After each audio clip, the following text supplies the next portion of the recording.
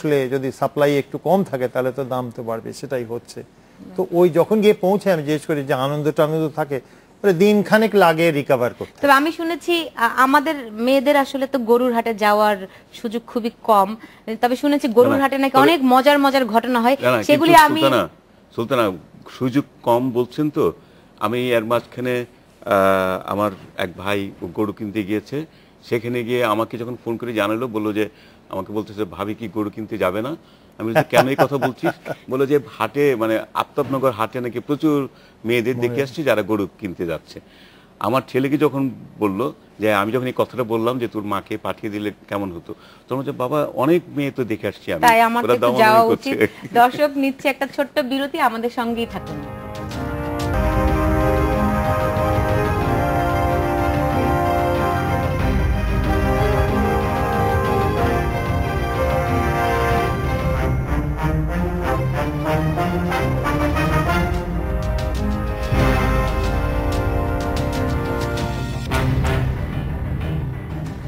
বিরতির পর ফিরে এলাম, দেখছেন বাংলাদেশ এখন। আমরা আলোচনা করছি গরুর হাট, মানুষের বাড়ি ফেরার ঝক্কি ঝামেলা, তবু আনন্দ যাত্রা।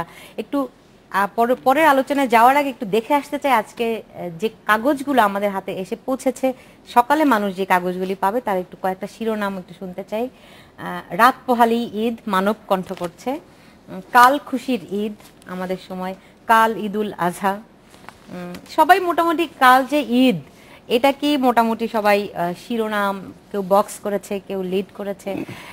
ঈদের কিন্তু পুরো আমেজ চলছে। এবং একটু দেখে আসি যে আমাদের মানে আপনাদের যে গল্পগুলি হচ্ছিল, আপনার ছেলে হাটে গেছে, হ্যাঁ, এসে ফিরে এসে কি বললো, কত টাকার গরু কিনেছে? আমাদের বাসায় গরুটা কিনেছে ওটা 47,000 টাকা দিয়ে, আর আমার বাবার বাসায় যেটা গরু কিনেছে ওটা হলো 35,000 টাকা দিয়ে।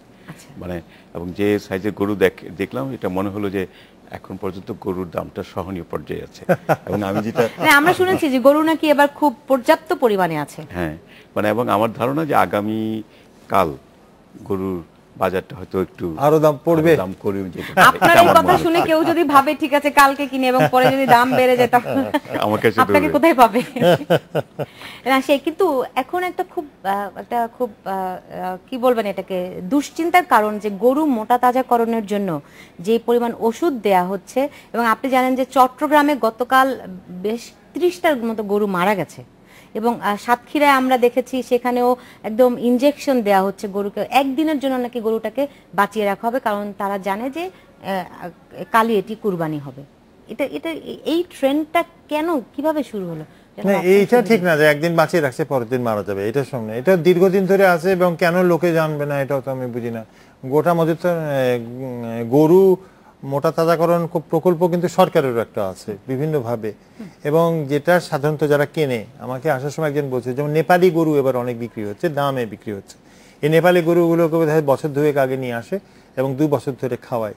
যেভাবে এদেরকে খাওয়ায়, যে যে জিনিসপত্রগুলো খাওয়ায়, এর মধ্যে আমার মনে হয় না সরকারি প্রকল্পে কি খাওয়া হয় আমি জানি না, বা এখন সেই প্রকল্প আছে কিনা, কিন্তু বেসরকারি আলাদা যেটা করে সেটা তো সব কিছু খারাপ জিনিস তাদের খাওয়ায়। এবং আমরা নিজেরা দেখেছি, আমরা যখন মানে একেবারে মাঠের সাংবাদিক যখন করেছি, যে ওদেরকে তো বাংলা মদ পর্যন্ত খাওয়ায়। তারপরে মোটা তাজা, মানে বিষয়টাই হচ্ছে মোটা করা, তাজা করা, যা খেলে মোটা তাজা করবে, স্বাভাবিক না। এবং হরমোন ইনজেকশন দেয়। তো হরমোন ইনজেকশন একগুলোর যত দাম আছে, ওগুলো হরমোন ইনজেকশন সবসময় 1 নম্বরই হরমোন ইনজেকশন আপনি সবসময় নাও পেতে পারেন, সেটা তো হয়। বড় কথা হলো যে যেই মাংসটা হয়, এই মাংসটাও হয়তো সম্ভবত অতটা পরিষ্কার না। কিন্তু আমাদের খাদ্য গ্রহণের যতগুলো বিষয় আছে, এটা এত বেশি ডিমান্ড, এবং যেহেতু এত সরকারের এই সব বিষয়ের উপর নিয়ন্ত্রণ এত কম, এটা হতে বাধ্য। আমি জানি না, এটা আমাদের তো কষ্ট পাওয়ার কোনো কিছু নাই, আমরা করবো না কিছু, আমরা ব্যবস্থাও করবো না যাতে গরুরা সুস্থ গরু পাওয়া যায়। এত টাইপ করলে আমরা কমপ্লেন করবো। একটা অনলাইন পত্রিকা নিউজ দেখলাম, তারা বলছে যে গরু মারা যাচ্ছে কারণ দীর্ঘ যাত্রায় ক্লান্তির কারণে মারা যাচ্ছে। এটা হয় যে ওরা সাংঘাতিক, ওরা কোন জায়গা থেকে নিয়ে আসছে আল্লাহ জানে। ওদের তো সাধারণত হাঁটিয়েও নিয়ে আসে। আমি আগে তো গত বছর বোধহয় একটু বেশি ছিল হাঁটাহাঁটিটা রাস্তায়। গরুর প্রতি আমরা খুবই অমানবিক আসলে। আমরা একটু দেখে আসতে চাই বগুড়ায়, সেখানে আছেন হাসিবুর রহমান বিলু, তিনি একটু তার কাছ থেকে জানবো সেখানে গরুর হাটের কি খবর। জি জনাব হাসিবুর রহমান, একটু বলতে পারেন নাকি গরুর কেমন আছে আপনার এলাকার গরুরা? কারণ আমরা এখানে দেখলাম ঠিক ভালো নাই, কারণ তাদেরকে বিভিন্ন জায়গায় ওষুধ দিয়ে মোটা তাজা করা হচ্ছে।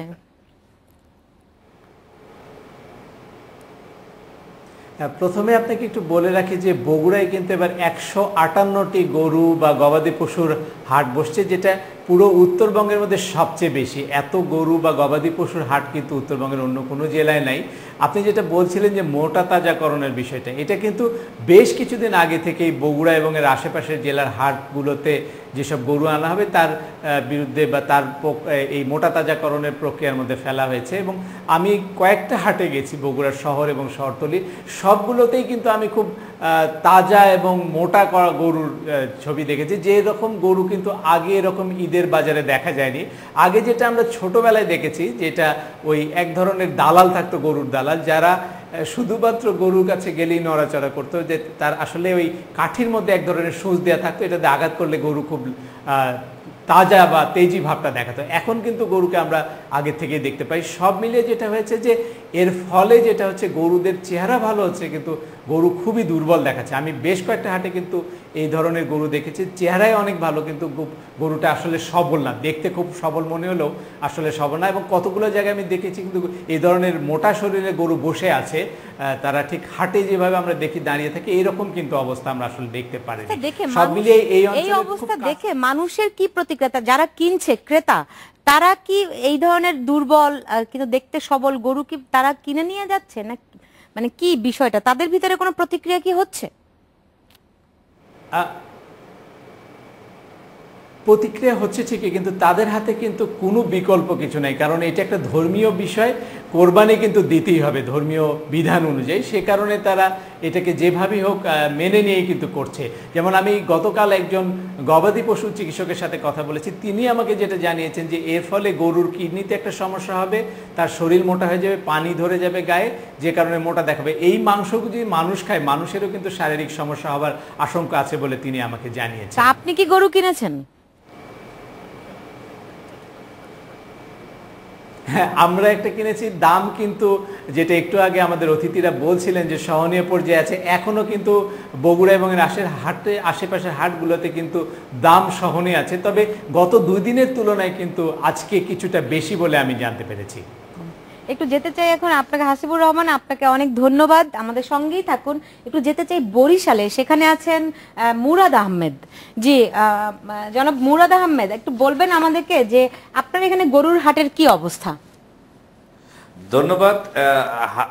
বগুড়া থেকে হাসিব ভাই যেমনটা বললেন, আমার এখানে অবস্থা প্রায় সেরকম। তো প্রথম দিক থেকে গতকাল পর্যন্ত গরুর দাম একটু চড়া ছিল, তো আজকে হঠাৎ করে আমি কিন্তু দেখেছি যে গরুর দাম অনেকটা পড়তির দিকে এবং অবিকৃত রয়ে গেছে অনেক গরু। অনেক হাটেই দেখলাম, বোধহয় এগুলো কালকে ইউজ হবে এবং এখনো গরু আসছে।